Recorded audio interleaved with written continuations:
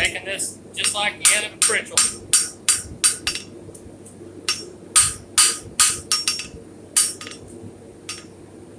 I'm going to taper it from all four sides.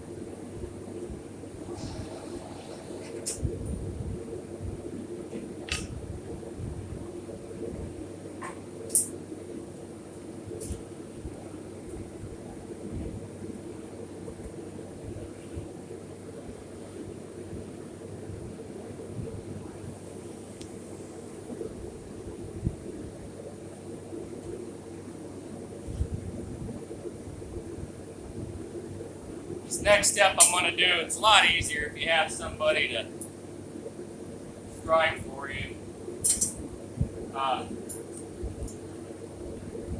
Get a lot. This is the one I just did. What you do is you just hold your deal there like this and then have your striker hit it.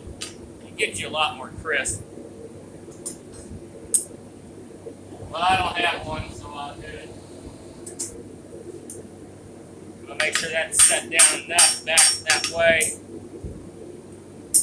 Cross the tongs. I come back on about 3/4 of an inch from the jaw.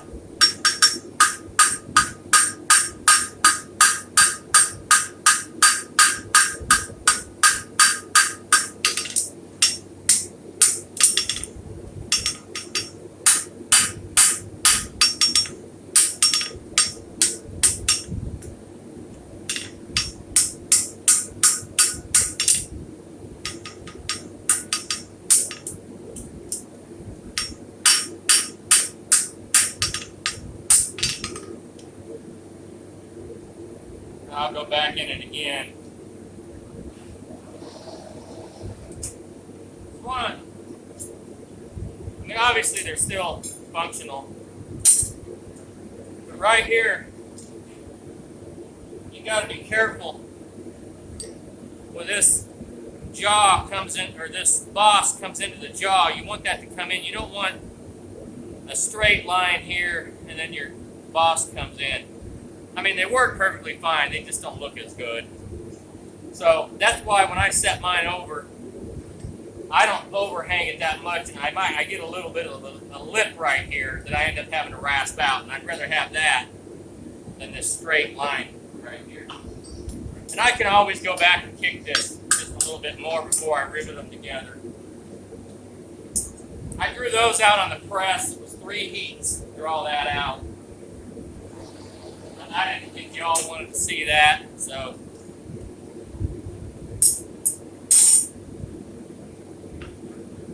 Find your spot on your anvil and just make you a nice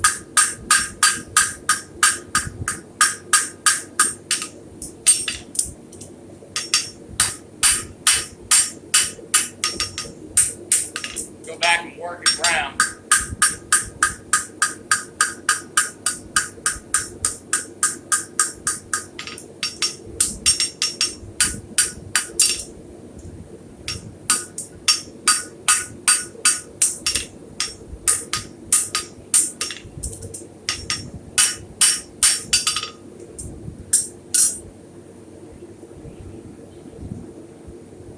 This hole, you want it to be lined up the center of your hole, pretty much right in the center of that, and back far enough to where when you rivet them together, when I say back, I mean back from here to here, not this way to this way. See, I got this one just a little bit far back there. want to come over here and fix it. But this hole, of course, depending on your boss and stuff, if you get your hole further to this side on both of them, you're going to have a huge gap between your jaws. If you get them further to the back, then when you overlap them, you're going to get closer to your jaws, are going to get closer together. You want to try and keep it in the center as best you can.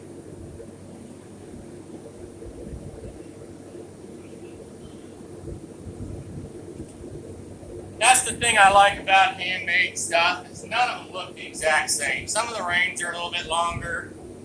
Some of the holes aren't perfectly in the middle. When I get done with these hot bit tongs and I grip them on a shoe and put the ring around the ring, I can throw that shoe across the shop and tongs are not going to come out of that shoe. There's nothing more irritating than setting your shoe on the ground, your hot bit tongs come out, you gotta readjust and all that stuff. So just take a 5/16 punch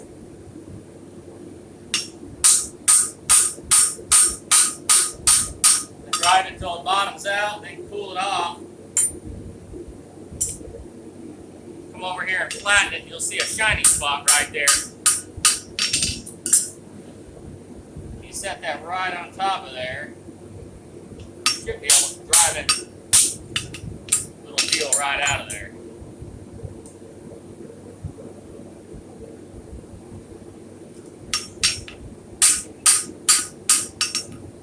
You also want to make sure watch how much you forge your boss too, because it is easy to get those too thin.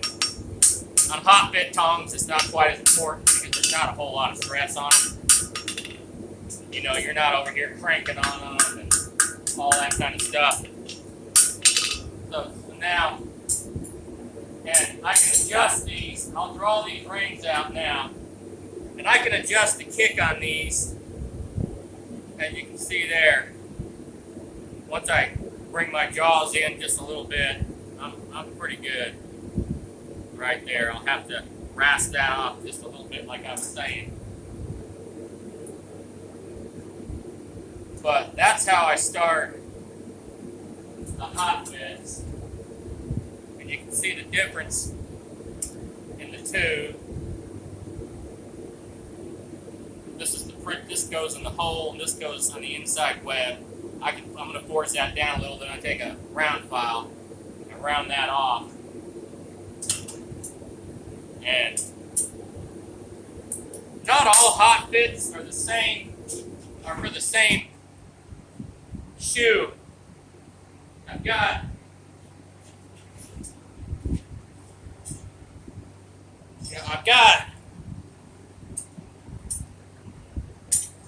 this is a pair of hot bits that one of my first pair I made, and I use these every day for several years. But if you have a wider web shoe, you're really going to have to squeeze to get that on there. And what you don't want this part of your tong hanging below the web of your shoe, because if it does, when you go to burn, it's going to hit the sole and your shoe's going to be up off there. So, and these weren't made for a 1-inch wide shoe.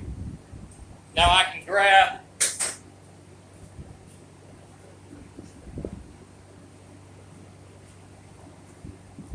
this is an SX8, and you can see it's a lot easier, and it's still, see, you don't want, that was quarter-inch stock that I had a minute ago. This is an SX8. It's almost perfectly flat with that right there. You don't want your tongs to be, hanging over the like that in the edge there. So really, these are about the same length. And no matter how many times you use it, this is going to end up straightening just a little bit, and it'll go right in there.